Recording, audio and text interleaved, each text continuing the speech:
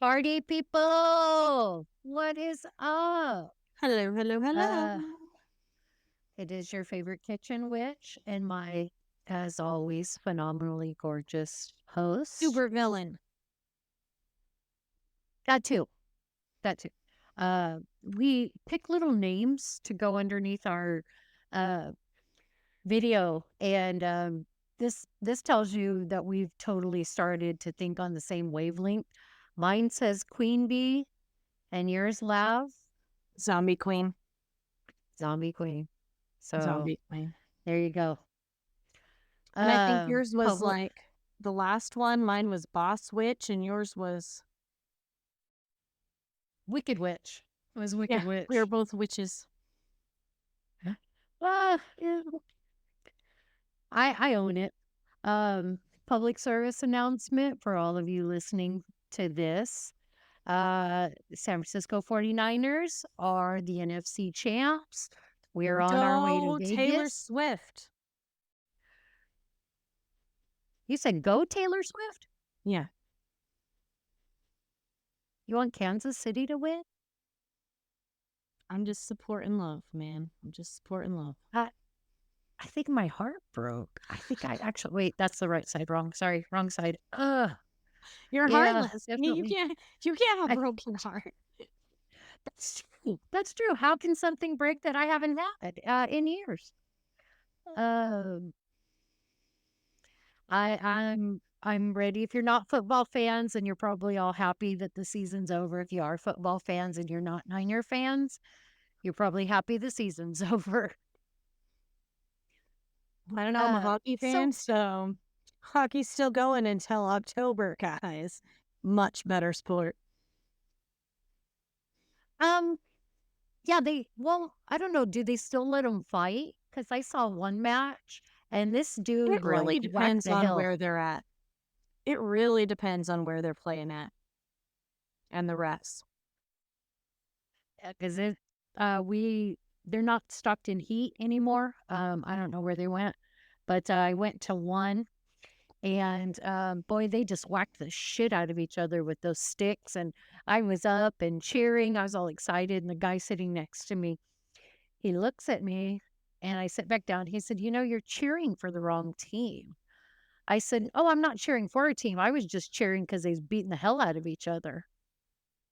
And I did not make friends that day. I did not make friends that day. I mean, I never make friends because I love hockey. My team is the Colorado Avalanche because I'm from Colorado, for those of you that didn't know that. And I am stuck in Maryland, the worst state in the world. And so my favorite team is Colorado Avalanche. So I go to one game a year and I spend all of my money for this one game a year. And it's the Colorado Avalanche game. Colorado Avalanche and Caps game in Washington, D.C. My favorite player, for any of you that don't know, is Kemper, Darcy Kemper. He was the goaltender for the Avalanche. I don't pay attention that much to hockey, right? So I knew he left. I didn't know where he went. And here I am at this game. And who is sitting right in front of me but the love of my life, Darcy Kemper, wearing the Rock jersey. He is now playing for the Capitals. And so I am completely like, I have to go to more games because I love him. And eventually he'll leave his wife for me. I'm sure of it. If you're out there, Oh, Darcy, I'm sure of it. Oh, yeah. Yeah. Mrs. Kemper all the way. right? I can Lavender Kimber. That sounds like a serial killer. It does sound like it. That would be a really, could you imagine? We He's have gonna have to he's gonna all have to take points. my last name. Darcy Robichaud. Sounds like a lesbian. It Just does. saying. Well, I guess he could be. I mean, likes girls. No. I don't know. I love Yeah. him. He's the love of my life. Sorry, Kevin. You can still be the love of my life, Kevin. You know, I'm still searching that empty chest cavity for the heart, but dude, Right. when I find it, it's yours. It is Oh, yours.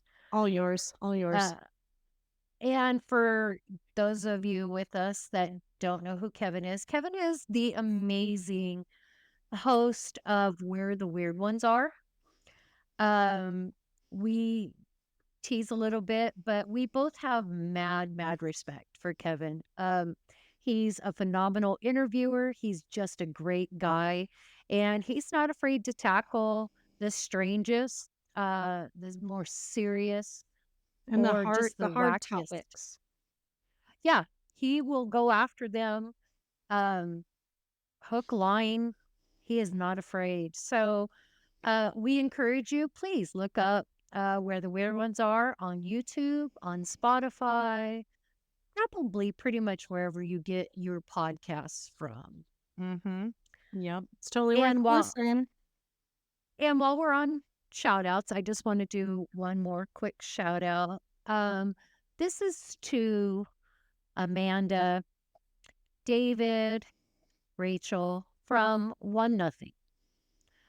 When I first started listening to podcasts, I stumbled across Amanda's. It was something I had never heard about because it was dealing with animal attacks and things in the wilderness. And she has this absolute unique ability to tell you about a case where the animal was a predator, but you do not hate the animal because she explains the nature of the animal. So then you have a little bit better of an understanding. And then David and Rachel are her co hosts. They have a Patreon, which Lav and I are hoping to get one kind of rolling. We're also going to get a YouTube channel rolling. But when I approached her about what would I need to do to get into podcasting, she was right there. She told me everything and said the most important phrase after it. She said, "I believe in you." And that gave me the courage and the strength to approach Laugh and ask if she wanted to collaborate. And now here we are. Lavender and I have become friends. We chat, joke around with each other. We hit some serious subjects, and all of that gratitude goes back to One Nothing podcast. So again, let me encourage you, please check out One Nothing, check out their Patreon, literally for the same price as a Whopper meal at Burger King. You can support a podcast and you can help her to reach her goals and reach her dreams. So much love for you guys. And please check them out. I don't think you would be at all disappointed. So, what about you, Love? You want to shout out a couple? Sure. Let's see. Who who's gonna be on the shout out list today? I wasn't prepared for this, guys. Let me think about this. So I think I'm going to go outside of our good old paranormal um podcast here. And I'm going to do some true crime. And I'm looking to see what his um podcast is called. He is are you right? So he is an author. He is a retired New York City police detective, and his name is Vic Ferrari. Let's Oh, see. yes. Do you know who he is? He has I several do. novels out there, and he actually I'm trying to find the name of his podcast because I can't think of it off the top of my head. Do you happen to know it? I don't, unfortunately. I Oh, it's actually, the Life only on the reason Beat. That's what it's called. Life on the Beat by Nick Ferrari. And he tackles hard things. He likes to interview police officers and get their takes on things, and he likes to talk about the corrupt cops and all kind of the bad experiences and bad things that happen because of cops. So that one is definitely worth a look. You know, It is. we kind of go back and forth between Stacy and I to, we keep talking about how we kind of want to tackle that subject about crooked cops and the corruption in the system and stuff. It's a little bit hard when neither one of us are really in that system, you know? So maybe if there's any And police officers out there that would like to hop on with us and have this conversation, then we would greatly appreciate it. we would welcome you. I am married to law enforcement. So we are a law enforcement, military, first responder family. We live by the motto of nobody fights alone. So please, if you do listen and you yourself are a first responder or law enforcement, or you know somebody who is, send us a message. We can be found at Which With All the Gifts 666 on Instagram. Lav is Murder Juice on Instagram, or you can hit up the show, and that is Early Early on on Wednesday Wednesday. on Instagram. So, um, yeah, we welcome everything. We'll talk about everything. No subject is taboo. As you will see with our episode tonight, I'm going to give a very heavy listener discretion trigger warning. This case that we're about to go through, it deals with murder.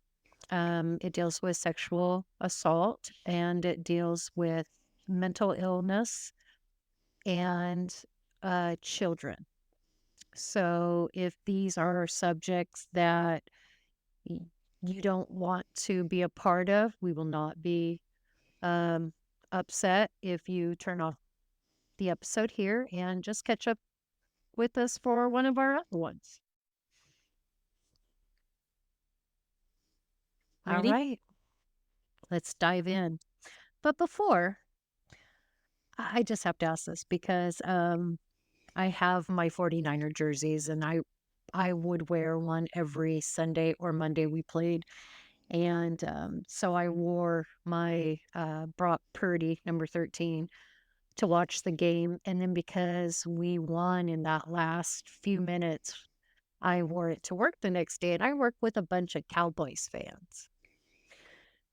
So they were not very welcoming, made me question my wardrobe choice just for a minute. But what's the most regrettable fashion choice you've ever made, Lav? Oh, um, do you remember like those? Excuse me. Do you remember those pleather pants? Yeah, I do. Or those ones without underwear? Split them, waistband to waistband. I was No, wearing you did chaps. not. I was wearing chaps. Oh, I was at a club. I got real low. You know, early 2000s wow. music. To the window, to the walls. Too much sweat drops And down my balls, apparently. Ripped my I pants was wide gonna open. say, and if you had balls, they probably would have been against the wall at that moment. Yeah, Uh, it was not good.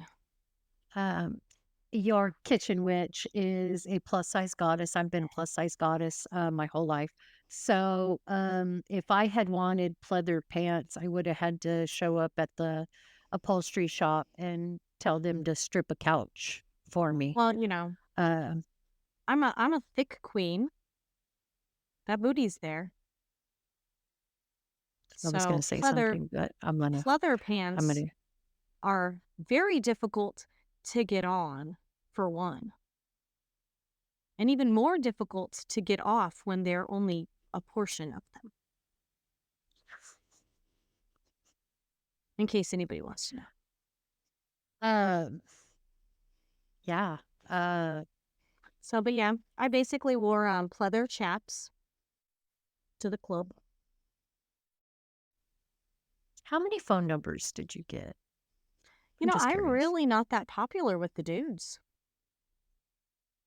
Okay, again, it solidifies my what I keep saying over and over. Maybe it's not a brother, maybe it's a sister. Nah, nah. No offense, but nah. You know what? No offense taken, because I got to be honest. When I talk with some of my other LGBTQ friends, they're kind of like me. They don't understand how opposite sex attracts, and just like a lot of my hetero friends, they don't know how same sex attracts. Yeah, just Um, but there is no gay agenda for anybody that is thinking that. There's no gay agenda. Our agenda pretty much is just to get in and out of the grocery store with most of our paycheck intact and feed our kids who eat 10 pizzas out of the freezer wow. and leave some boxes. And leave some Yeah, boxes. my kid does that. This kid will eat the whole damn thing of bagel bites, those pizza bagel bite things, and put the empty box Mm-hmm. back in the freezer, and then be Yeah. complaining that there is none. And I'm like, there's a whole box full. And she'll pull the empty box out, and I'll be like, whose fault is that? Yeah. I don't eat that Oh, nasty yeah. crap. All of you, kid. All of you. Yeah. But I digress. All right. Let's get into the meat of this. On a crisp day in early March, Maria Chavez and Daniel Cantu welcome a beautiful, dark haired baby girl. They name Sandra. This episode, Lav and I will be discussing the tragically short life and brutal kidnapping of 8-year-old Sandra Cantu from the mobile home community Orchard Estates in Tracy, California.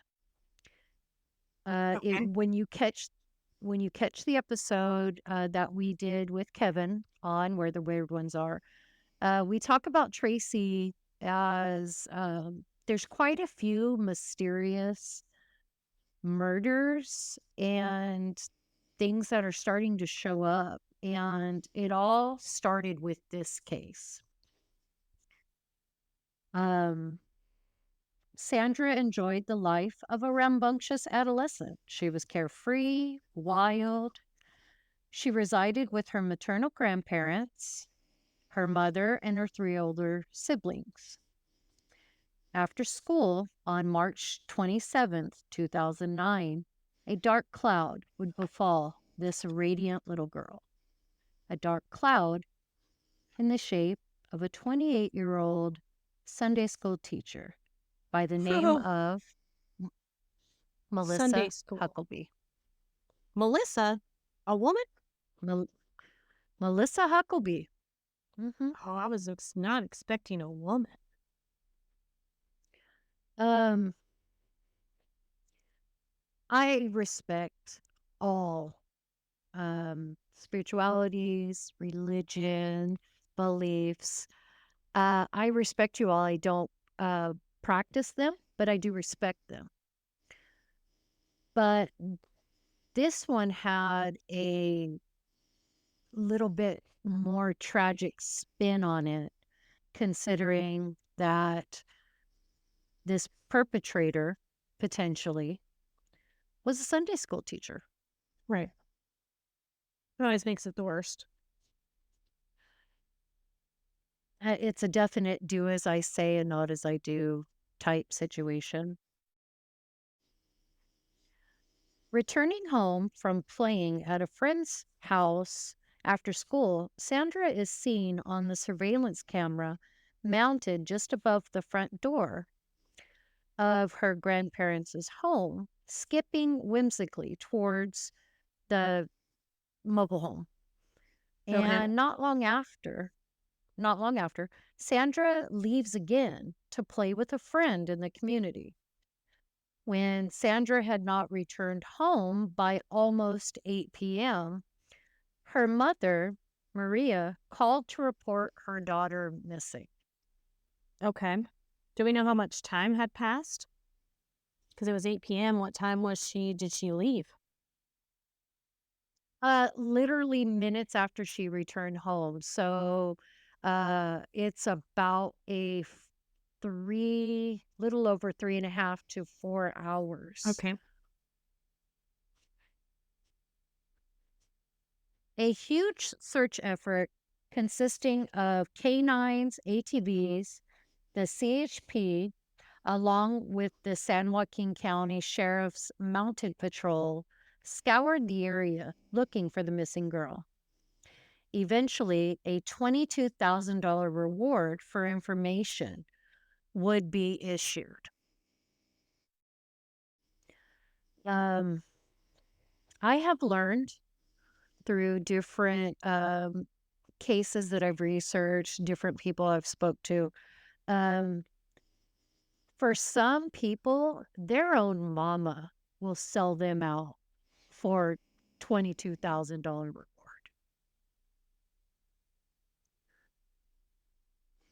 So, I don't know. I don't think I would sell my daughter out for 22,000. um, no, I don't think I would sell my kid out, but My friends depending on maybe. oh, I Watch know a out, few people Stacy. I'd sell. Hey, hold on, because I'll place you at the scene right along with me. And, like I've heard comedians say, I can't do all this time by myself. And you'll be thankful you're going to prison with the lesbian because then you're not going to be anybody else's bitch. And I Oh, already know. See, and I already know you don't like it. So I would just keep you, away from Bubbles, the Wonder Butch. oh, Wonderbush. Oh, uh, we are laughing and kind of going along a little jokingly with this because this case is very hard. It's very heavy. Um, but please know we mean absolute no disrespect. This case is no joke. Um, we will give this young lady the respect and dignity that she deserves. The sheriff's department calls the FBI in for assistance. A profile was quickly manifested and handed out. Uh, for those of you who have Netflix, Mindhunter is a series about how the FBI's behavioral unit um, developed profiling criminals to give guidance to different law enforcement, to the community, to give them an idea of where to start.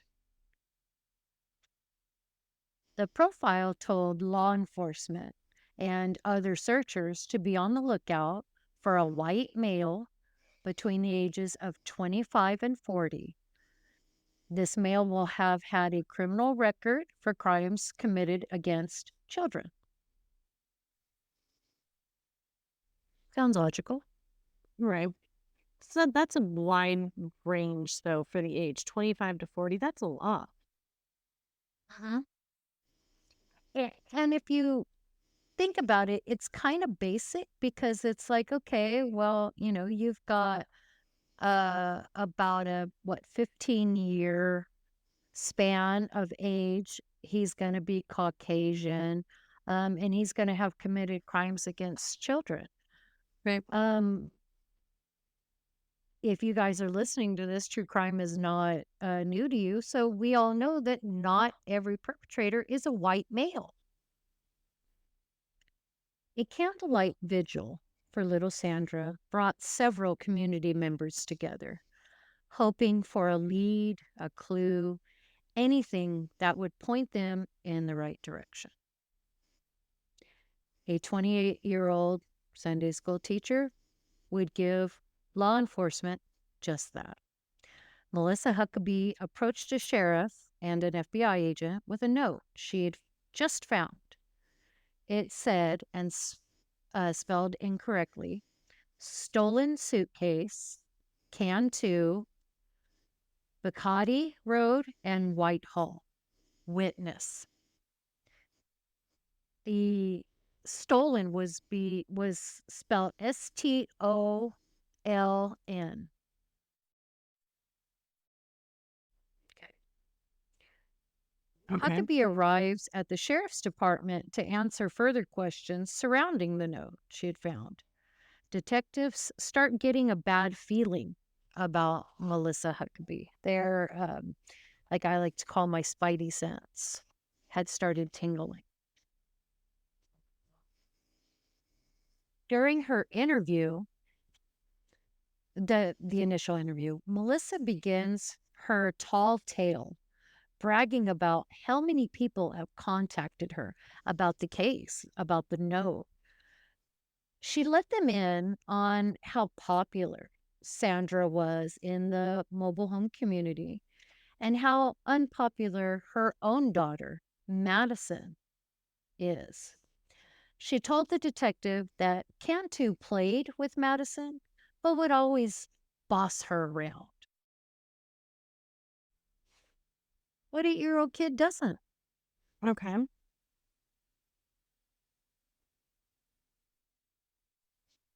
I mean, they're exploring their bossy Yeah, personality. it is It happens. thank you. Learning It their is an voice. absolute development of their personality. Right. Melissa would go on to tell investigators she had a degree in criminology and her demeanor was very laid back. She was very calm, like she was just talking amongst her peers.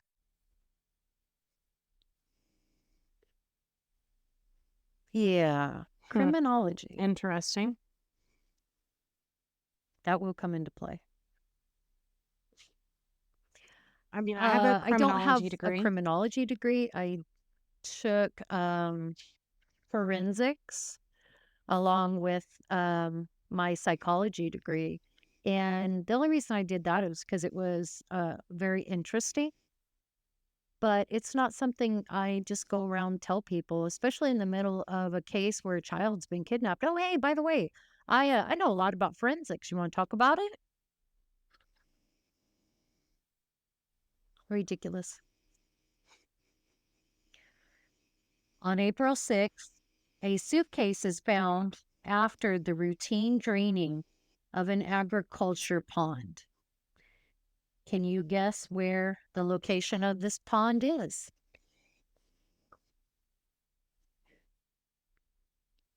Tracy. It's Baccarat and Whitehall. So, same location that was on the note. Oh, interesting. Heartbreakingly, 8-year-old Sandra Cantu would be found inside.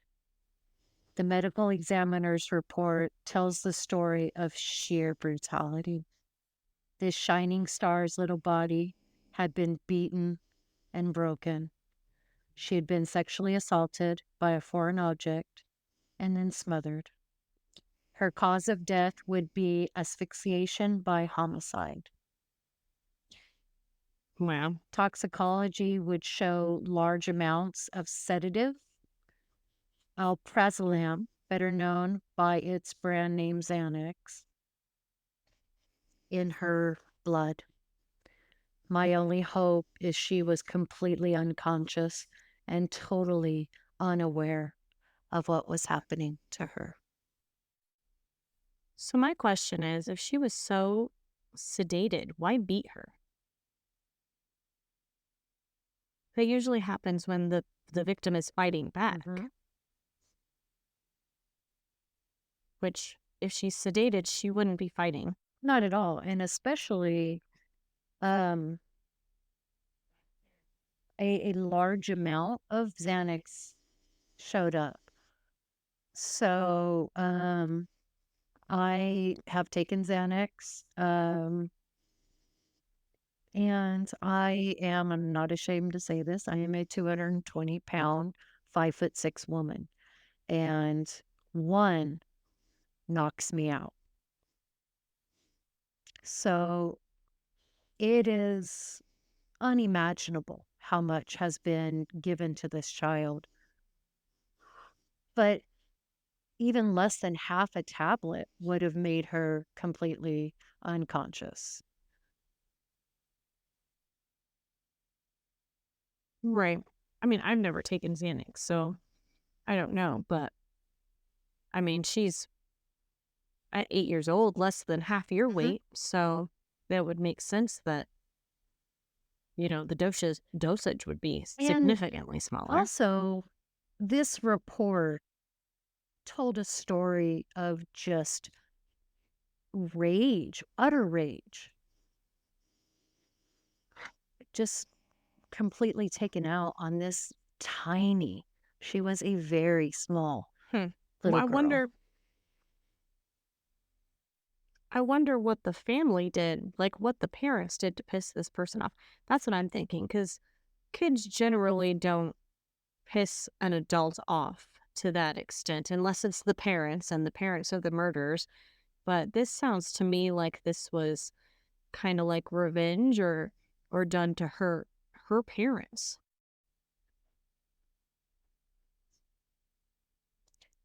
Which is a fantastic theory. And as we go through, um, and motive is made clear, that's going to be an extremely interesting conversation that you and I will have about.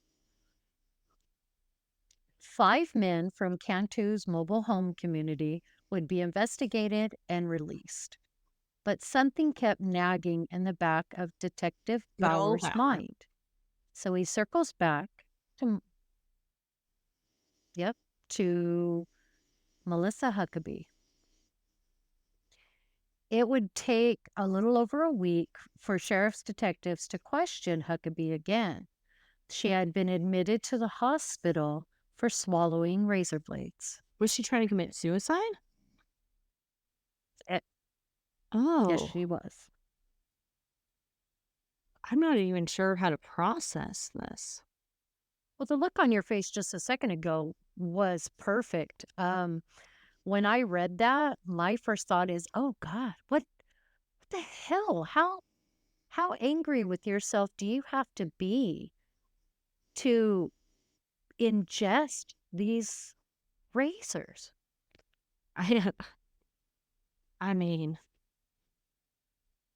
we have touched the topic of suicide on previous occasions, but I mean, and I am not the suicidal type. I've never even thought about suicide, and I know that's not probably the norm, but so I can't even wrap my head around, like, if I'm gonna kill myself, I'm gonna do it gently. I don't want to hurt. Right. You're already hurting. You're hurting emotionally. So why would you want to hurt yourself physically? Physically, yes, Yeah. that's bizarre. An undercover officer was stationed around Huckabee's hospital room. She was overheard while watching the news report on the discovery of Sandra, saying, "There's my suitcase." Oh, It's here the investigation takes a wide left turn. So buckle up, party people, because here we go. Detective Bauer brings Melissa in for another interview. This time he asks her to go through the events starting from the day Sandra disappeared. Huckabee relaxed and begins telling the detective about all the attention she was receiving from the note. People were calling her, they were stopping by her trailer, they were asking her and treating her like a hero. so before we continue, this reminds me of elderfish. Mhm. Do you know who Albert Fish is? Oh, yeah, you can't be a true crime, a lover and not know Albert Fish. He was a sick, sick bastard. So, for those of you who don't know who Albert Fish is, he's one of the American serial killers that is suspected to have one of the highest serial killing counts of children. It's estimated that he killed over 400 children and then ate them.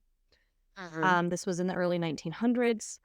Why this reminds me of this story is obviously the children, but Albert Fish loved to stick needles and nails and razor blades into his body and have his children do that to him as punishment. Uh-huh.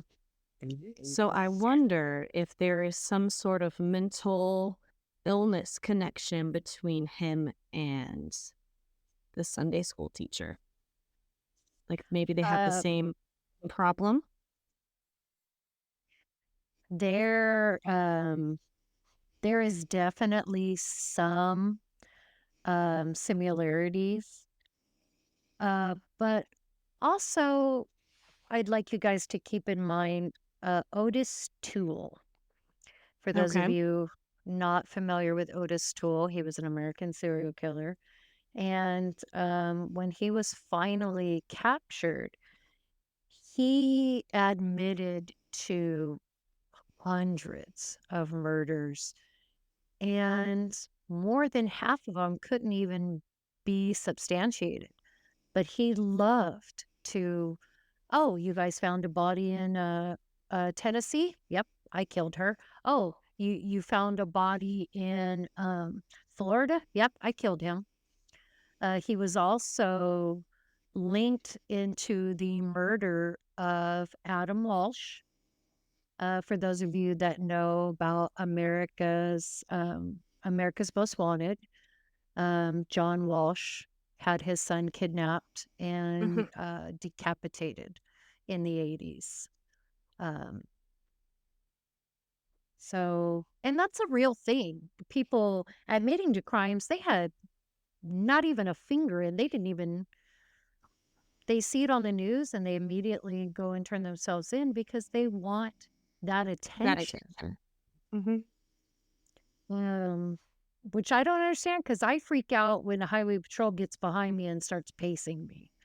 And all that's going to be is a damn ticket or a warning. That's not even your ass is going to prison for the rest of your life. So I don't understand that mentality. Bauer asked Huckabee if she knew who wrote the note.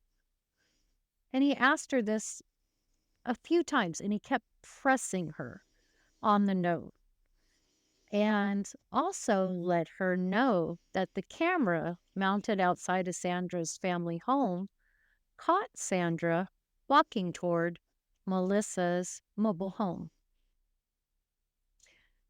It's with this statement, Melissa becomes slightly uneasy, pulling herself into her chair in an attempt to make herself smaller. Um, I know you know about this, Lav. You want to speak on what this kind of action does or what it means? It's a sign of remorse. It's a sign of feeling guilty.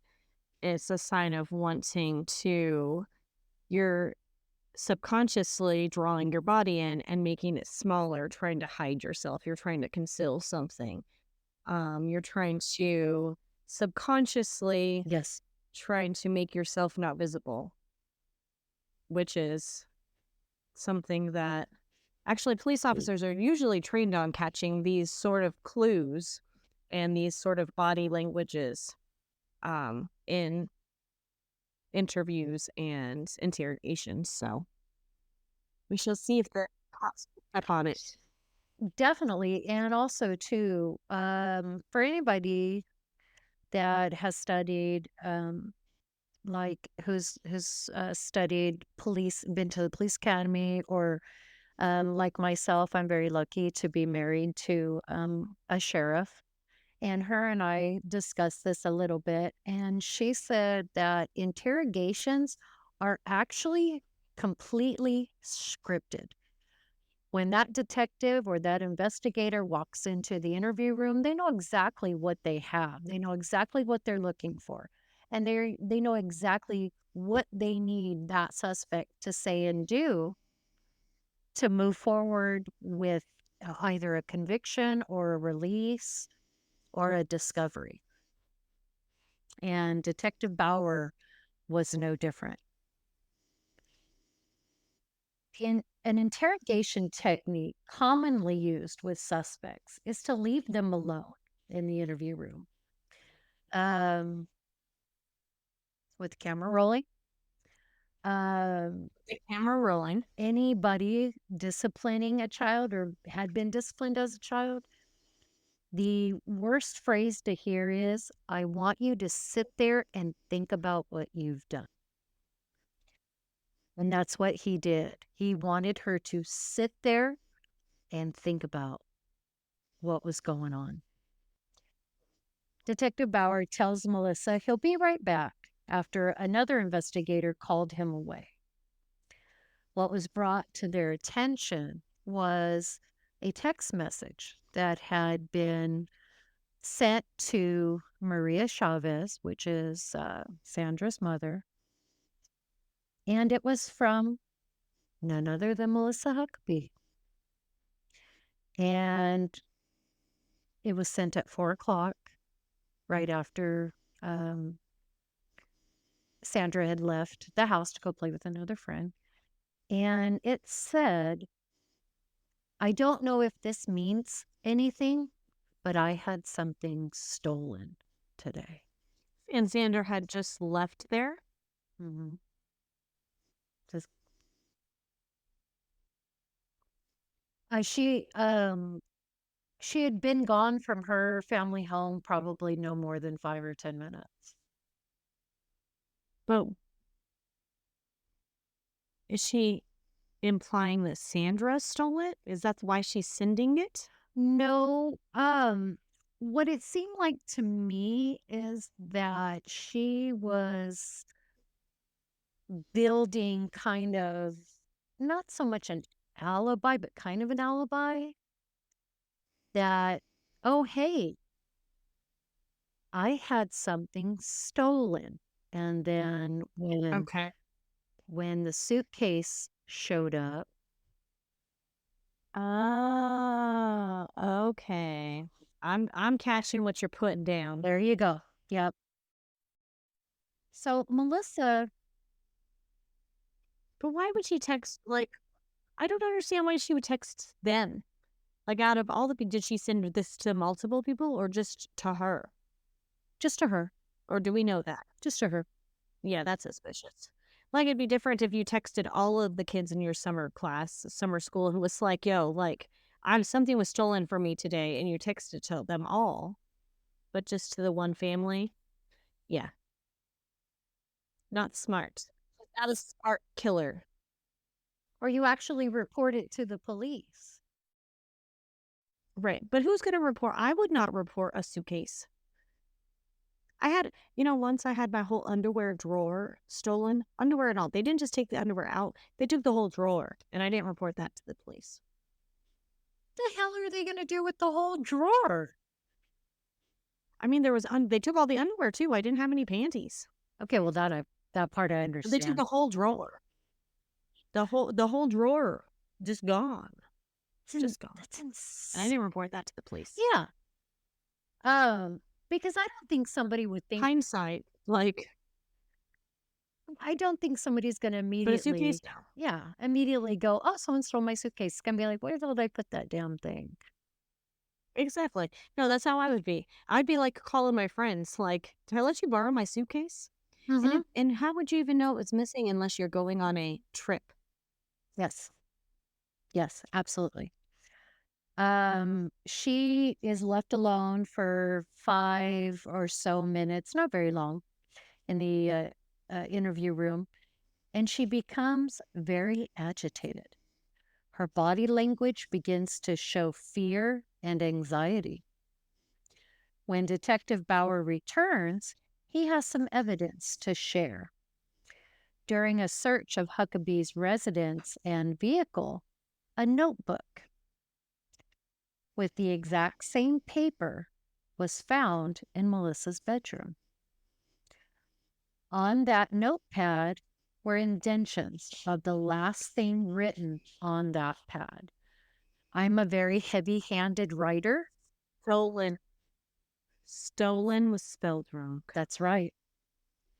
I'm very heavy handed when I write. So all you have to do is take a pencil and shade in the page underneath, and you'll know exactly what I wrote. And this is what they had, this is what they found.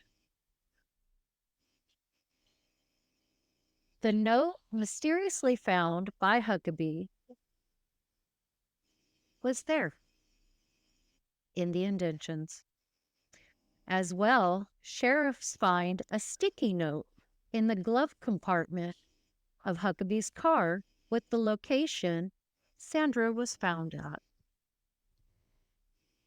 Oh, The cool, collected demeanor of this armchair criminologist crumbles. She tells Detective Bauer that she had that sticky note because she'd set out to find Sandra on her own after finding the larger note.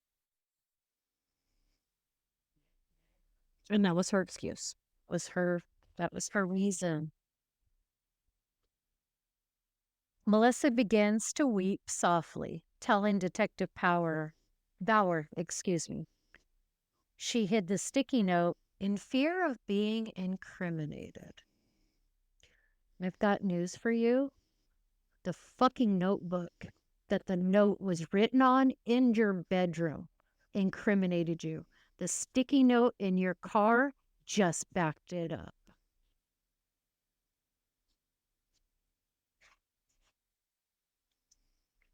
Why didn't she put the sticky note on Sandra's body? As we go through, I hope that there's a better understanding, a better light that comes of this. Because right now I know we're just putting pieces together. But when all those pieces come together, it will paint a very peculiar picture. The detective proceeds to explain to Melissa that he knows she's lying. He tells her they know she visited the Cloverfield church where she teaches. The afternoon Sandra had disappeared. Huckabee, visibly shaking, asks for a lawyer, telling Detective Bauer she's not feeling with it. And everybody knows the minute a suspect lawyers up, questions are done. Unless that suspect comes to you and says, I want to talk, no more questions. You don't get to ask them anything. You don't get to tell them anything. You don't get to do anything. But she's already said too much. Uh-huh. Melissa is told to stand, and as he reads her the Miranda rights, places Melissa Huckabee under arrest in connection to the murder of Sandra Cantu, a woman who kept inserting herself into the investigation, who was not even considered a suspect, now stood handcuffed, crying repetitively, I didn't do anything. I didn't do anything. Oh, After being in just a admit it. cell, We know. After being in a cell for roughly 10 minutes, Huckabee is returned to the interrogation room, where she begins to weave a tale of woe of what really happened to Sandra.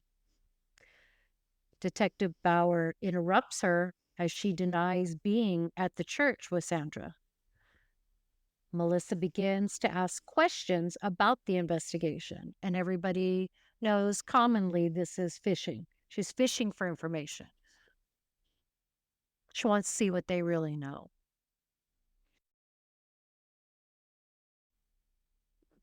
Now, you were military police, Hmm. and during an interrogation of somebody or just a questioning of somebody,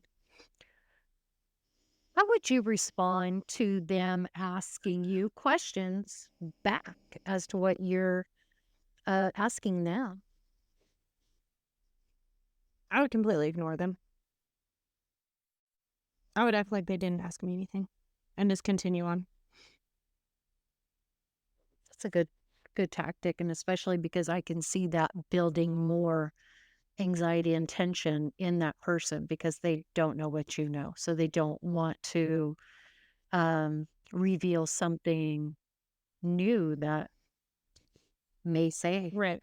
And I mean, to be real honest, we all have cues and we all have telltale signs. And even if if you're responding to them, you're still having a twitch. They know whether you're like some people are very good at picking up on body language Mhm. cues. And you can't control that. No. No matter who you are, you can't control the cues. So the best course of action is to completely ignore it like it didn't happen and don't respond at all because you don't want to give anything away. You don't want to give any sort of cue away. Mhm. That's how professional So, poker players, professional card players, that's how they win and win big, is they learn their opponent's ticks. They read their body language. mhm. So they know. And there is some people that are really good at it. And I think it's subconsciously they're good at it. I mean, there's people that study it and are good at it, but then there's the people that subconsciously are good at it. Yes. And thankfully, we have quite a few of those on our law enforcement teams.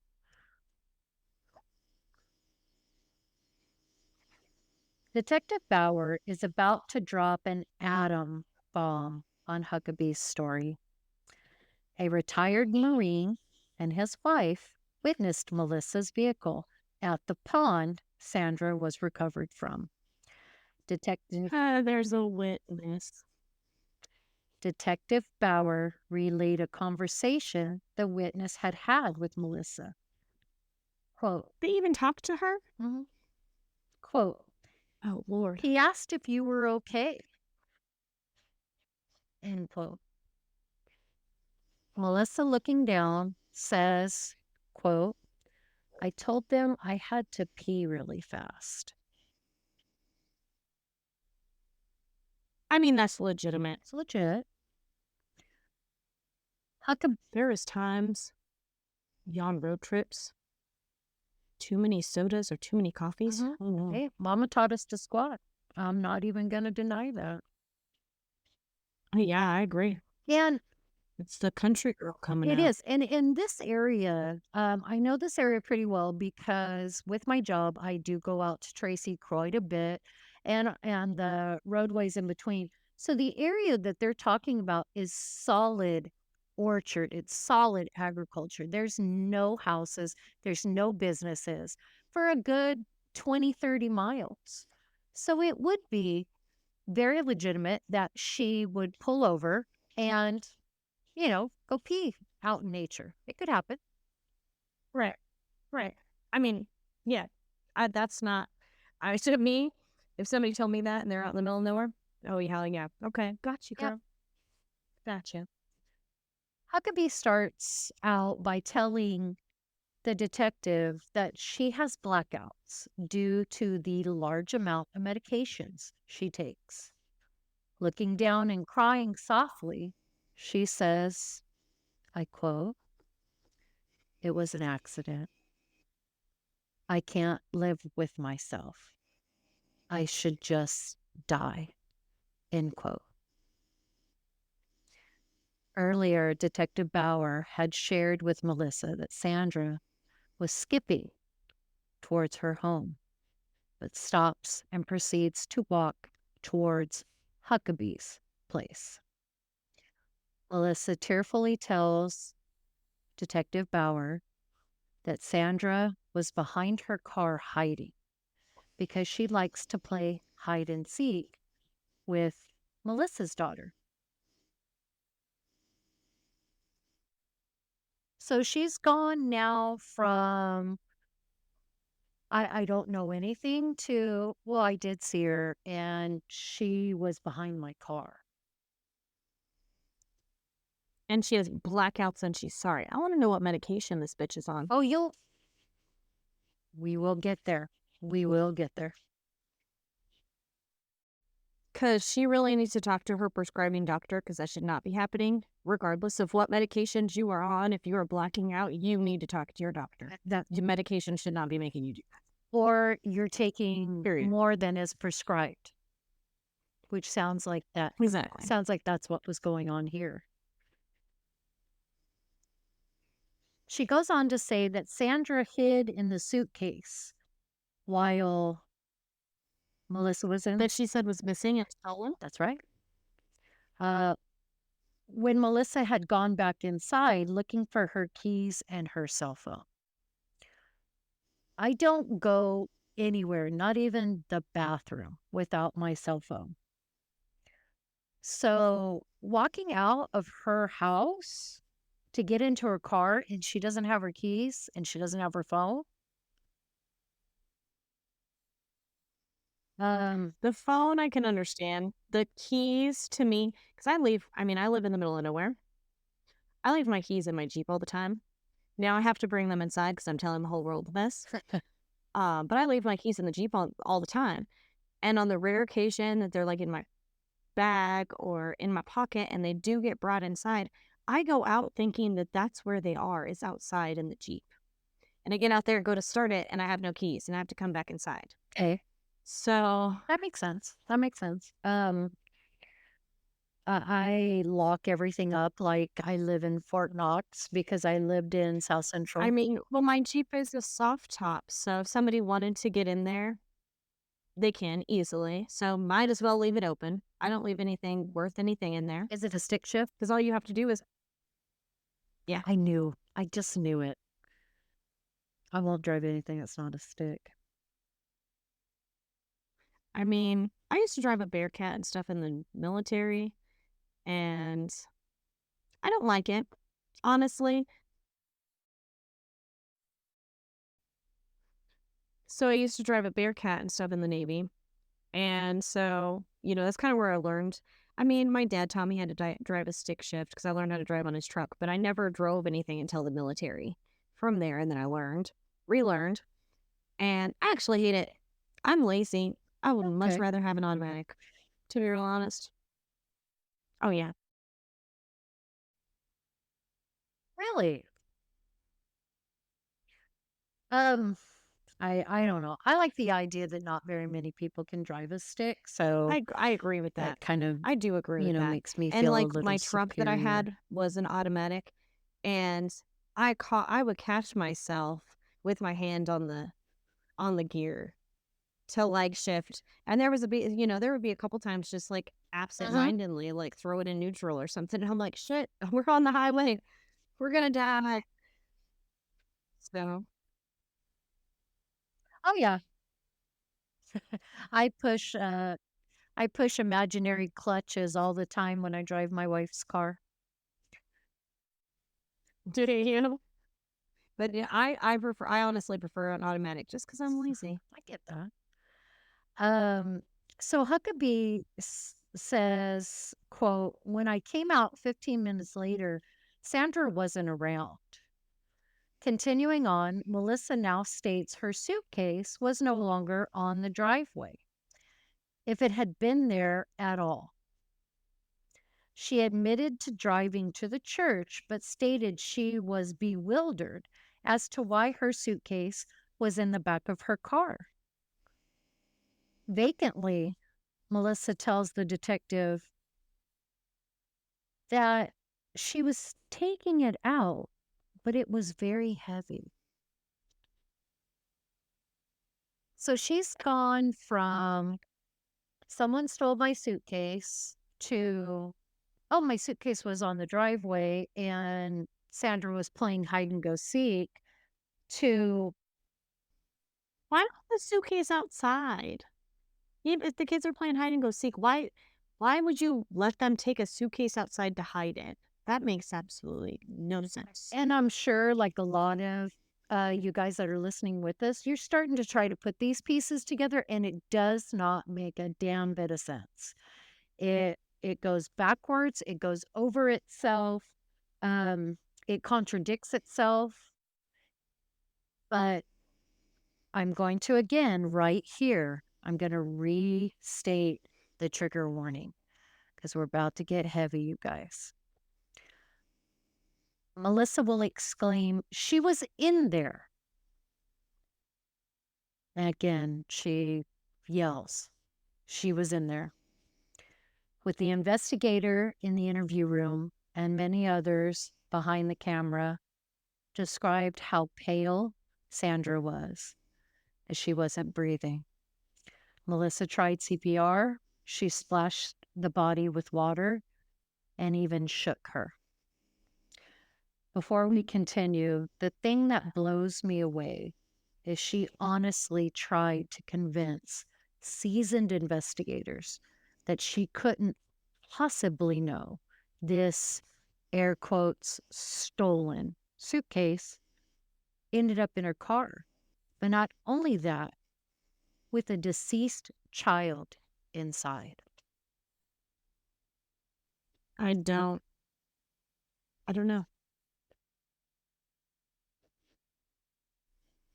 Lies. All lies. Lies. hmm She continues on to say when Sandra didn't wake up, she drove to the pond and placed the suitcase near the water, but not in it. So somebody just This come is and kicked it when, in? yeah, The- they just walked by, tossed it, you know. This You is know, when Melissa admits to seeing the couple who asked if she was okay. She continues to reiterate that it was an accident. It could not possibly be murder. this lady is batshit crazy. She must be related to my mom.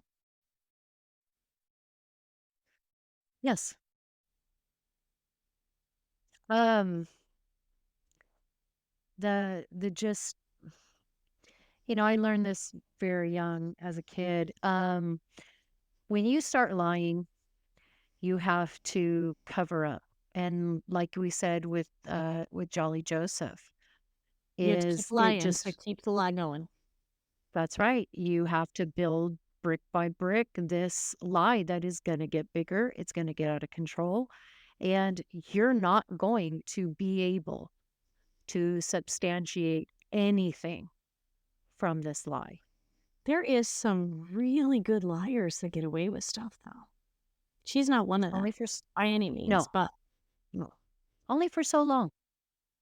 Only for so long. Detective Bauer begins to punch holes in Melissa's story with one simple statement. Quote, Melissa, Sandra had a cloth around her neck. End quote. was it her cloth? What followed was heartbreaking. The autopsy revealed that Sandra had been drugged. Huckabee's response, I was attempting suicide when I saw Sandra's lifeless body. Quote, I tried to drink a cup of water full of pills, but it was gross, so I spit it out all over Sandra. End quote. And that's how she's suggesting that it got in her system. The already dead body just consumed this spit. Yeah, like a sponge. Like a sponge. What? And I wish in the interview video, I wish we could have seen the investigator's face. I wish we could have seen Detective Bauer's face because I know when I watched it and she said this, my face went, what? How fucking stupid do you think I am? Right. And he had to have been feeling and thinking. the same thing. Melissa, during her frequent related visits, had told law enforcement that she thought Sandra might have been molested. Oh God. Detective Detective Bauer described the sexual assault to Melissa that Sandra had endured. Immediately, Huckabee denies animately that she molested Sandra. Detective Bauer tells Melissa, quote, "We found a rolling pin at the church. It was smeared with blood and one of the handles was bent." Oh, rolling. Forensic, mhm. I can't even Forensic, imagine a little girl and a rolling pin. Like, I can't imagine a grown woman and a rolling pin. no. And to bend it, Right. to Oh bend God. it, That poor baby. forensic ex that's why I said earlier, I pray to the goddesses that she was completely unconscious, that she had no idea what this demonic woman was doing to her. Forensic experts tell detectives that the rolling pin was staged. It was never meant to be found. Bauer goes on to tell Melissa that Wait, wait, Sandra wait. had been. How do they know it was, if Mhm. it was staged, then it would be meant to be found? Like staging something is putting it on display. What what they were meaning is that Melissa wanted to deflect any of the attention off of herself onto a man. So Okay. she thought by essentially So she was raping trying this to make it look child. like rape. Yes, Okay. Okay. like I'm like following. somebody, I'm following. yeah, like somebody raped and killed this child. So And it yeah, couldn't possibly, the the incident on Sandra herself was staged. Got it. Tracking. yes, Tracking now. yep. And it couldn't possibly be a woman, is what she's trying to portray. Couldn't Right. possibly be a woman. I'm following. Uh, but Detective Bauer tells her right out, yes, she was molested, but it was not by a man. Huckabee swears she never did anything sexual to Sandra. She was more than willing to take a lie detector test. Yeah. Um, and by that laugh, I know you know lie detector tests are not admissible in court. They are not even remotely accurate. They just collect your heartbeat. And I got to be honest, if I'm sitting in a police interview room, and even if I haven't done anything and they put a lie detector on me, I'm going to fail it because I'm going to be panicking. So I've actually taken a lie detector test before, Oh, for a job. Yeah. okay. And in this job interview thing for with the lie detector, part of it is like asking if you've ever, they asked like if you ever committed bestiality. They asked like if you've ever been convicted of domestic violence, any felonies, like things like that, right? Um, Okay. and mine came back conclusive because, and then I had to go and talk to a psychologist because I have severe child abuse. Like I'm a victim of severe child abuse. So being asked about domestic violence and that kind of stuff automatically triggers. And so anyone that has anything even similar to that is going to create a response, if that makes sense. I'm So so that's sorry to. why they're not reliable. No, it makes perfect sense.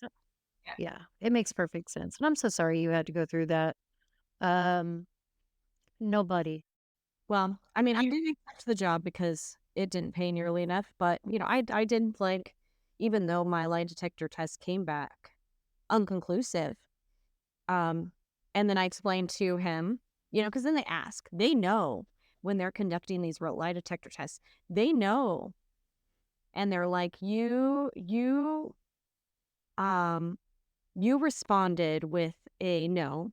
The lie detector test is saying you lied for domestic violence. You have no record of domestic violence. So what is the trigger? So they already know. And so then, of course, I had to go to a psychologist and have the psychologist confirm that this was a legitimate trauma of mine Hmm. for me to get the job. Wow. Um, that's Mm-hmm. But yeah, they know when they're administering these tests, they know like different aspects. So, like if you triggered for something, they know like any sort of abuse is going to trigger a response heavy. for this. Even if you're not convicted of it, if you're not the perpetrator, the fact that if you're a victim, you are still going to respond with a yes on the test. Yeah, I can see that because it's gonna trigger your heart to start beating because 'cause you're gonna go back to what Mhm. you experienced. To that Yeah. time. Exactly. Um, Detectives believe Melissa would continue to deny molesting Sandra due to a special circumstance charge that would set her up for the death penalty. This, in my opinion, is a big joke because in California, the last woman that was executed was named Elizabeth Duncan, and it was in 1962. And in fact, actually, the last person to be executed in California was in fucking 2006. We don't execute them. I mean, I don't feel like even the United States in general, it's been a really long time since they've executed Yes. anybody. No, we just house them till they die naturally. But I, They get like a million yeah. views and And just a sidebar, I am very much for capital punishment. I do believe in, I do think that before anybody convicted before the 2000s, I'm not exactly sure. There's a date where like DNA became really reliable and they started utilizing yes, that DNA evidence for anybody. Like they had to have DNA evidence to put anybody on death that's row. And I can't remember what year that this started, but all the states instituted it in a specific year in the 2000s. So I think that anybody convicted prior to that time, they should be given a second chance. Anybody convicted and they're on death row after and their DNA says, that they're the perpetrator, then right, right. Because DNA gone. before the 2000s was completely unreliable. They didn't really even use it. No, Yeah, they didn't even really use it, to be honest. because especially you would have crime scene investigators that would be going out trying to preserve um, the scene in situ, which means as it is in that moment. And you've got heavy footed cops and paramedics and news people that would trump all over it. And Right. so the A lot of the evidence would be destroyed. destroyed or lost. So I do agree Hmm. there. Um, the next part of the investigation would tie Melissa with an invisible noose. Forensic computer analysis finds an article about a 4-year-old girl murdered by her grandfather. Like Sandra, was placed in a suitcase and found in water. Hmm. She had visited Interesting. she had visited sites that provided information on the effects of swallowing razor blades. Why would you Google that beforehand? Um, because just like the sexual assault, this was a staged suicide attempt. It was meant to show Huckabee as a victim. So they would not investigate her as a subject, as a as a person of interest. Um, Why would she be a victim? Like, they weren't even I mean, it would be so much better if she was like, "Yeah, she came over to my house and then she went home." yeah, Like, you made yourself a target when you did that. and here's the thing. Um, she inserted herself like many very stupid killers do. She inserted herself Mhm. into the investigation. She wanted to walk in the footsteps of these investigators and these law enforcement. And she wanted things to come up, like finding the note, going to look for Sandra. She wanted to be seen as a hero, but she wasn't even a suspect. She wasn't even a person of interest. They didn't even have her Right. on their radar. Their radar. Nope, nope, nope, nope, nope. Idiots. Idiots. I'm not gonna say it. Never mind. Nope, nope, nope. That's not coming out of my mouth. Now you just, Never mind. now you got to say it. I'm sorry for everyone. But what I was gonna say was, she's a Sunday school teacher. She's in the biggest cult in the world. She's already an idiot. Definitely. I'm sorry for all the religious people out there. No Sorry. offense to you guys. These are just our personal feelings. But anybody that, like Melissa, that followed the doctrine of religion to, And then used it to harm other people. that's right. And to she used her status to victimize this poor little Yes, girl. she did. Yes, she did. Um, the final piece of evidence to come to light would turn out to be the most damning. It would lock Melissa in as the perpetrator.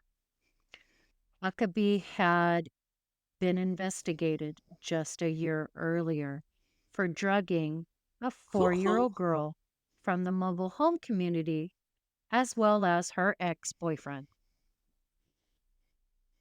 What? So she would have been a suspect once they found Sandra's body and they found the drugs in the system. They would have already been on her. Like, you've already drugged 2 people in this area. Oh my God. What is wrong? I don't get it. Let me pull out my, where's my DSM?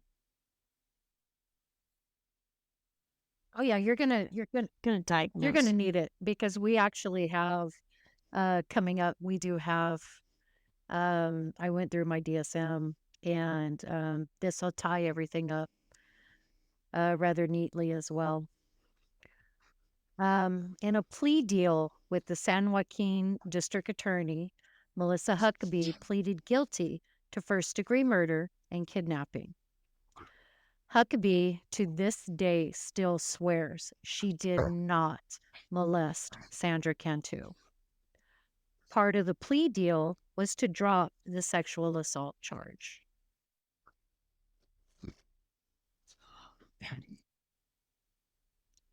To some, So they dropped the sexual they assault. did. And to some, this may be a miscarriage of justice for little Sandra, but for a second, put yourself in her family's shoes.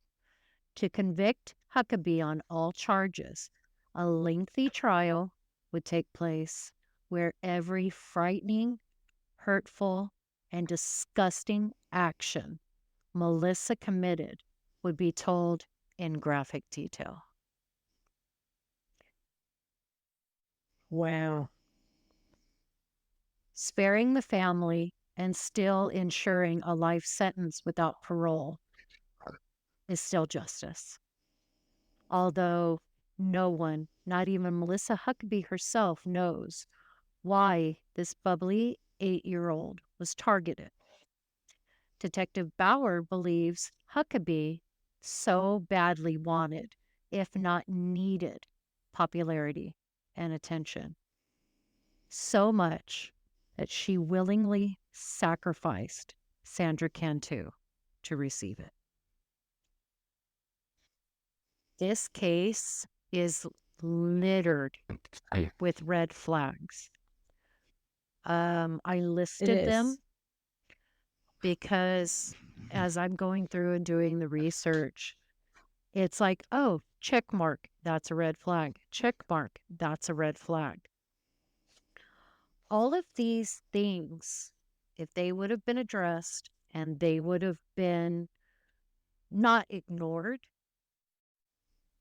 this little Right. girl would probably, as right now, would be a young, functioning, lively adult.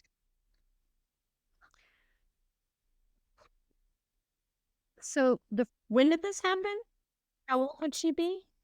well, okay, she was 9 in 2009, or excuse me, she was 8 in 2009. So 2019, she would be 18. And so she'd be 20, what, 22, 23 today? Okay, so she'd be a young adult. Yeah, she'd be just starting her life at that Yeah. point. Like now, she would just be figuring out who she really Yeah. was.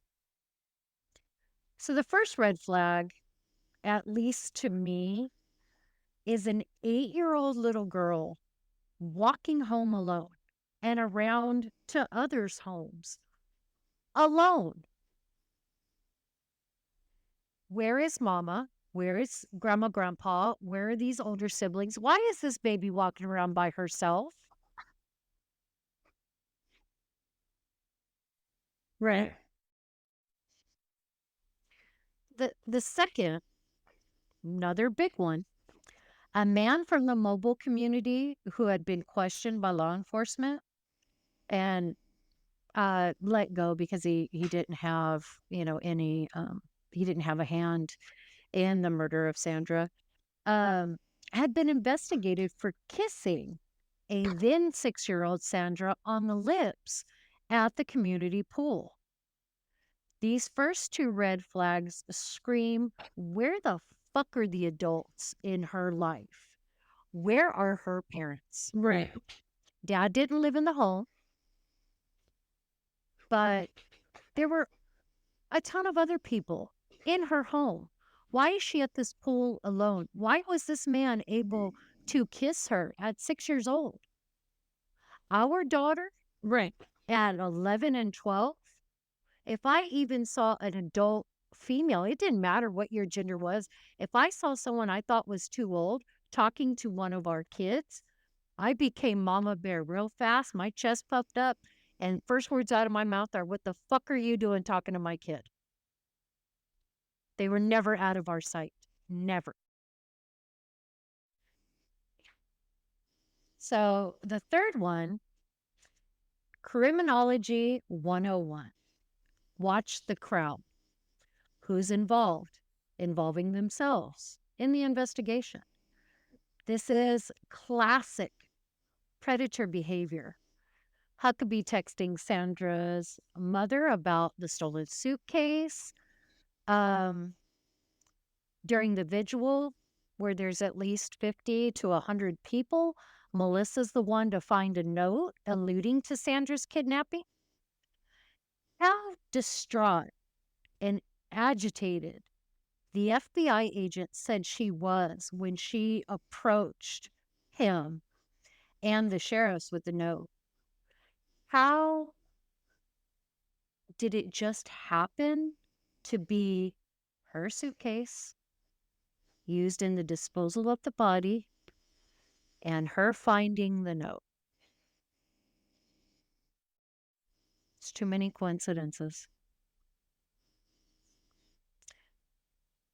And the last red flag, Mm, Sandra had already been it is. questioned, like we said the year earlier, for drugging a child.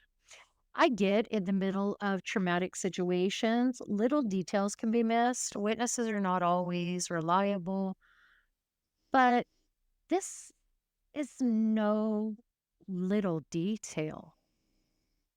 If you're investigating, they investigated 5 men in this community and let them all go. And the minute she started talking, why didn't they pull up her history? Why didn't they why didn't they acquaint themselves with who Melissa Huckabee really was? They should have. So, third and last part of our episode is a case study Ugh. of psychotic mental illness. Again, let me throw the tag out there. Lavender and I are not psychiatrists, we're not therapists. We are avid true crime investigators that happen to have degrees in psychology and have dealt with mental illness.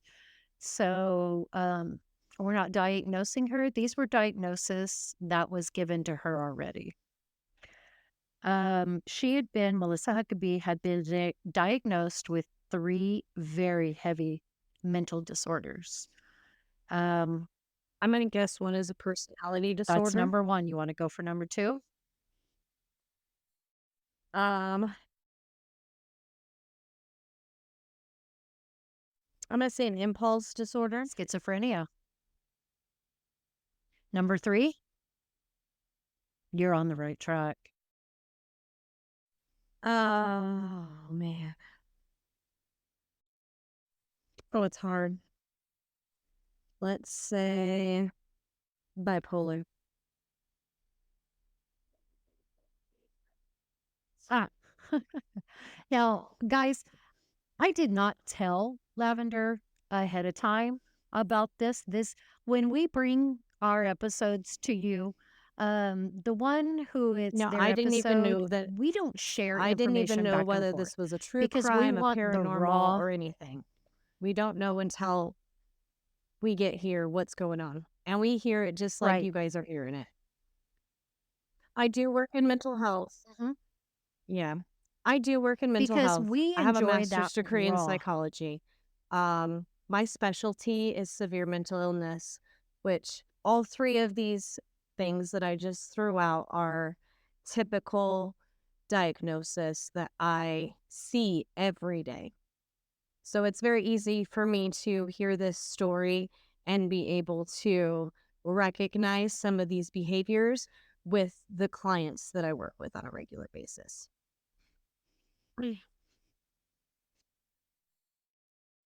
Yes.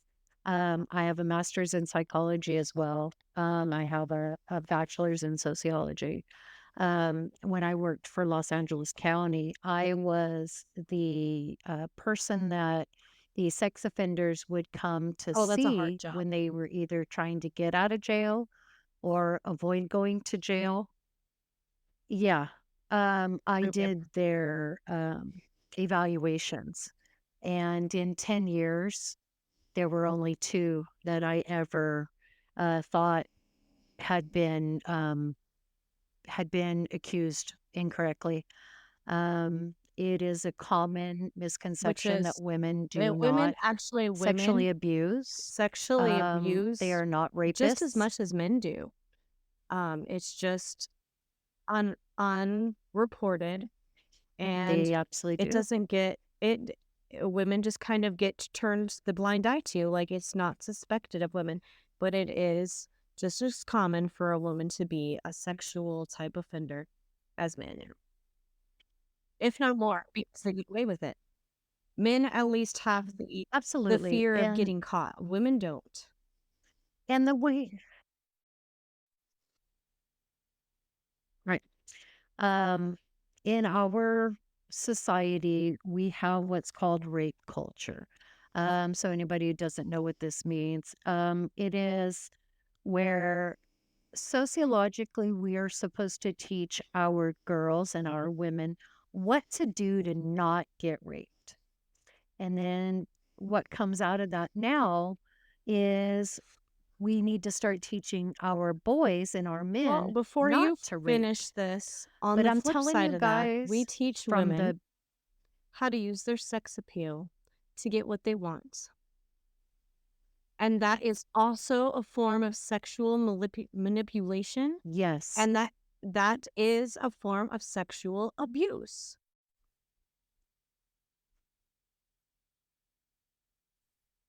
Yes, it is. And anybody that's ever watched a movie where there is a sex scene or there Mhm, is a naked woman, this is called the male gaze because this part in the movie is meant to grab the attention of the male viewer and hook you to watch the rest of the movie. So this is a very real thing. But what society will not admit or doesn't want to is when fathers, uncles, older brothers encourage an older woman and a younger man, encourages a teenager to have sex with an adult woman to make him a mhm. man. This is rape. This is sexual abuse. It This is, is and molestation. it is almost, And I mean, it's frowned upon for men to go out and to ask for sex and exploit sex from a woman.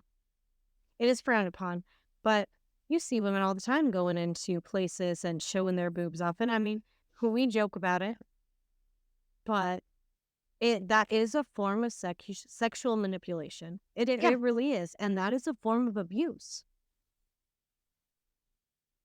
and it's okay for women to do that. It's okay for women to use their sex it appeal in this is. society.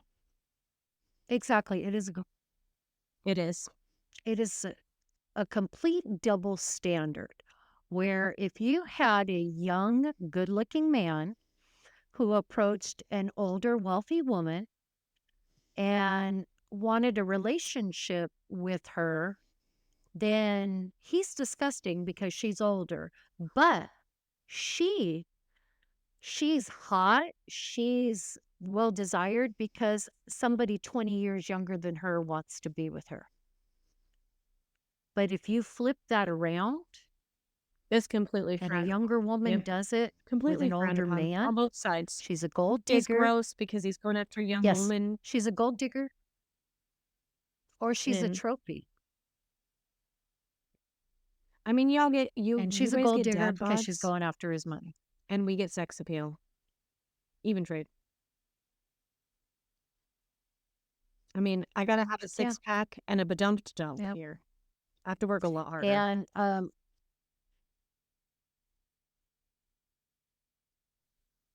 well, and you know what? I'm going to be brutally honest when I say this. I had a long-term relationship with a woman before I met my wife, and she would prance around scantily uh, dressed. She would do things that were sexualized. And her tagline for that would be, I'm using my air quotes, And womanly goods to I get what I want. and you know, And we she was and right. She was it absolutely is right. such a societal norm that we are all guilty of it. All women are guilty of it. I'm not gonna lie, we are all guilty of it. But it is a form of manipulation. Absolutely.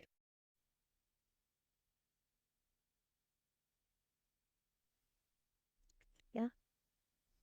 And it leads to unrealistic views of male and female bodies, And it's unhealthy. male and female sexuality. And it subjects our no, it subjects our children, unfortunately, to Mhm. predators that Our children need are and sexualized way want too early. control.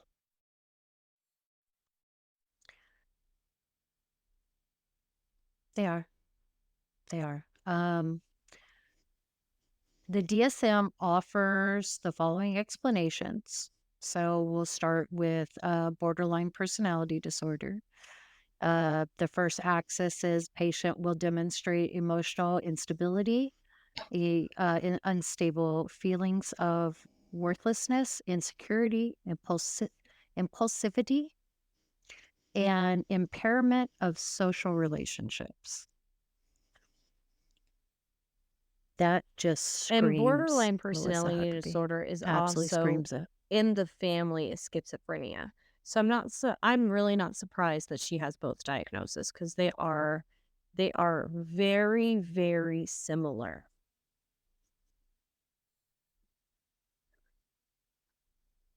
Hmm. Very, yeah. Yeah. They go hand in hand. And the same with bipolar.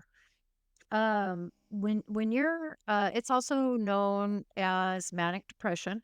But when you're bipolar, you have when you're manic, when you're in the middle of a mania episode, you have this uncontrollable energy. You don't need to sleep.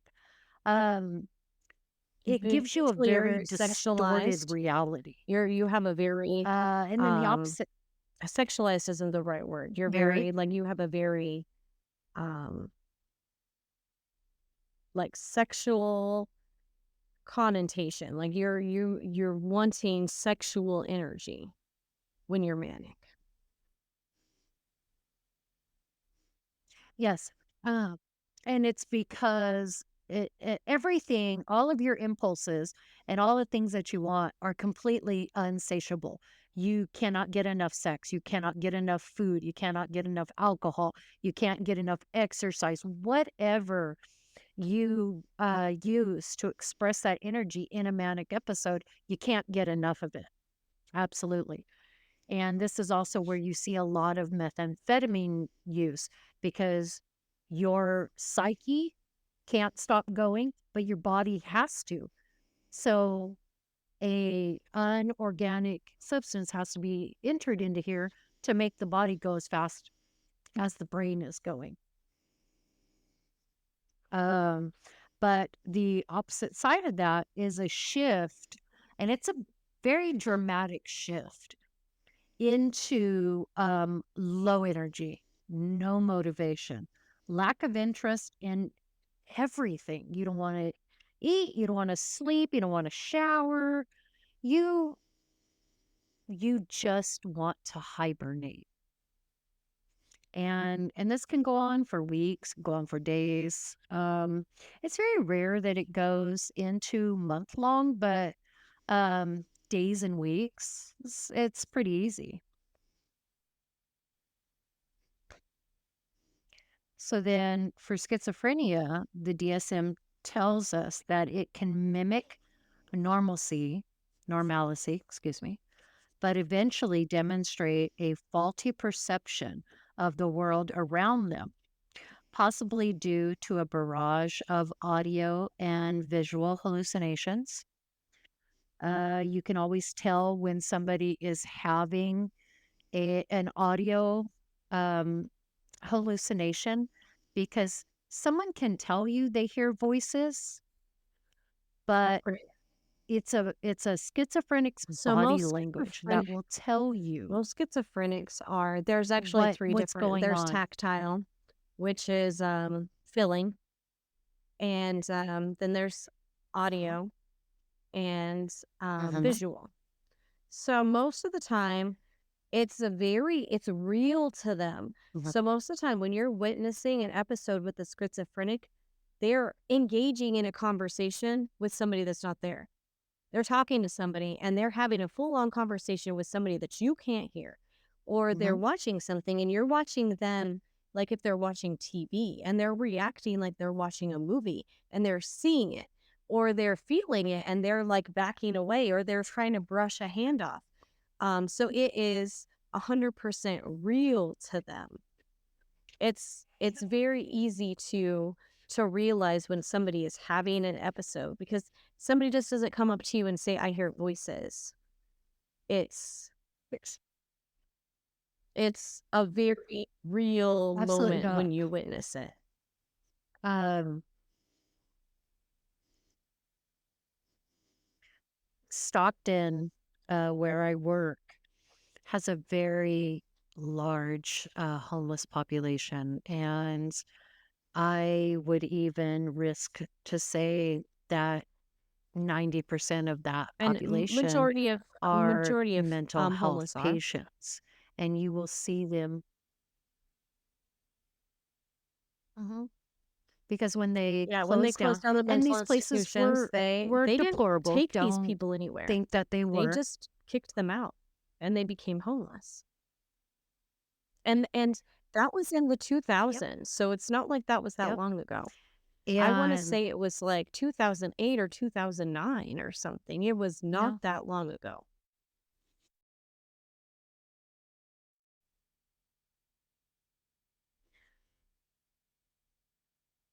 And out here, if you don't have um, anybody looking out for you, regardless of your mental health state, um, you're forgotten. And that's a very scary thought to have these this stimuli going on. You're hearing somebody talk to you. You're having an argument with somebody that's not there, but they're there to you. And And I know I've said there's this no previously, help. um, when we were No, talking about suicide and the people that suffer from thinking about suicide and suicide attempts, the successful people that survive this are the people that have a support system. You don't survive suicide without a support system, and that is goes for the same for any severe mental illness. You don't survive it without a support system. yes.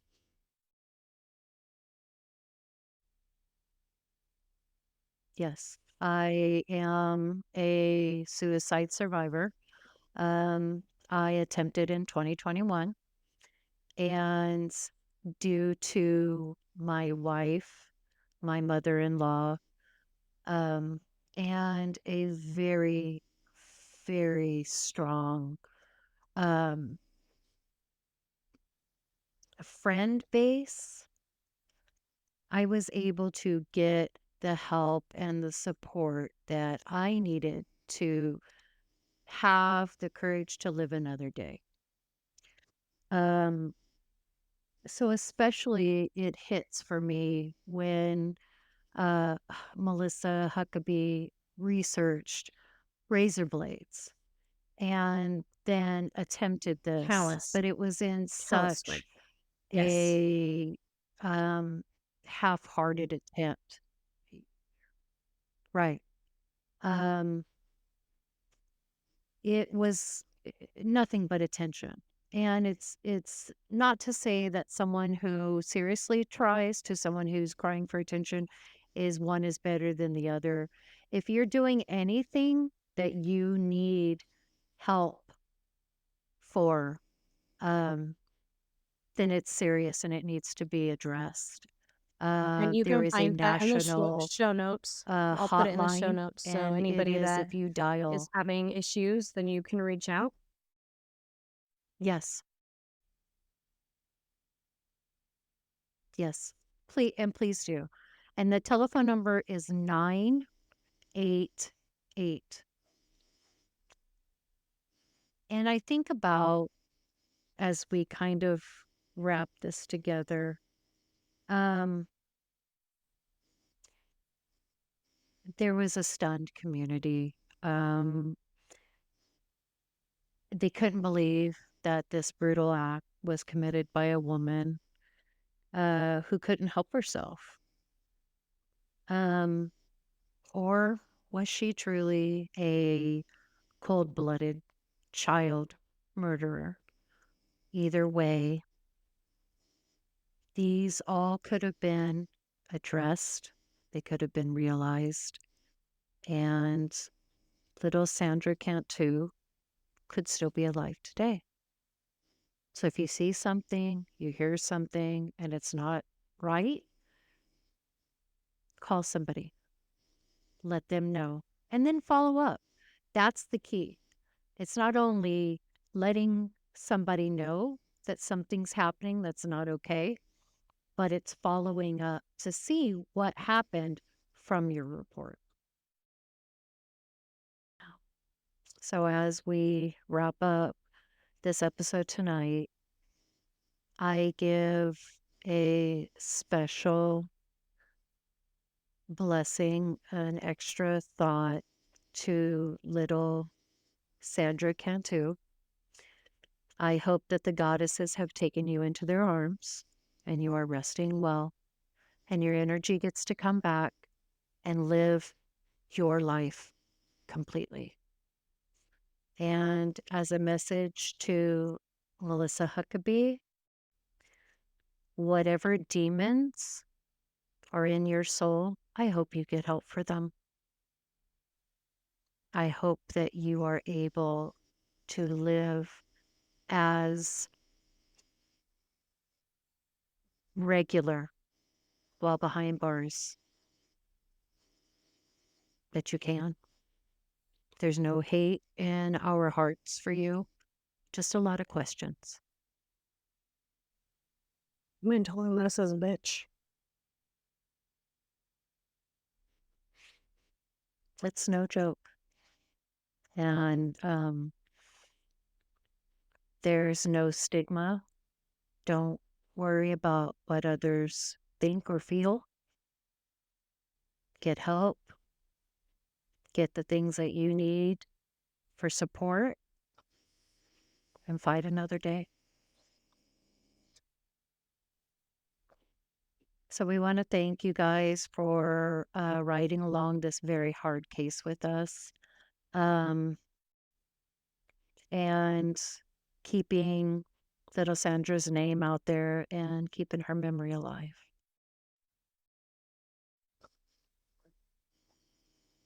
So, till next time, find us on Spotify, Apple, Podbean, all of the places where you get your podcasts. Share with friends, your loved ones.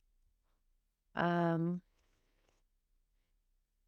keep bringing us into your lives so that we can educate, we can understand, and hopefully laugh our way around it. So, laugh, mwah, much love to you. Until next time. Until next time.